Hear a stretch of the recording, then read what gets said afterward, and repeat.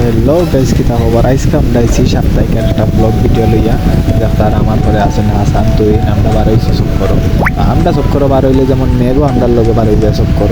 ভালো হপ্তাহ দেখলাম শুক্রবারই দিন সকালে কোনো মেঘুট নাই, মালা রোদ উঠে গেছে। জুম্মা বাদে হয়েছিলাম বার হইতাম, জুম্মা বাদটা নিয়ে মেঘ ছাড়ছে, দিলে মেঘ চলেরও, মেঘ আর বনো না। তো দেখলাম মোটামুটি ছাড়ছে, বার হইতে থেকে আবার মেঘ আইছে। বললাম তো আর কোনটা করার নাই, হাসানেও ছাড়তে লইয়া আইছে, তুই নৌকা সকাল সকাল আটো।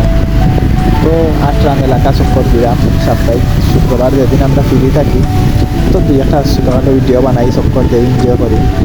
হাসানেও সেইটা এনজয় করতাম, বার হয়েছি যে মেঘ ইল্লতে আর কিতা কথা আটো দোকানে গিয়া বই নে। এতিয়া আর আটো চিন্তা করার নাই যে মেঘ ছাড়া আবার বার হইনি।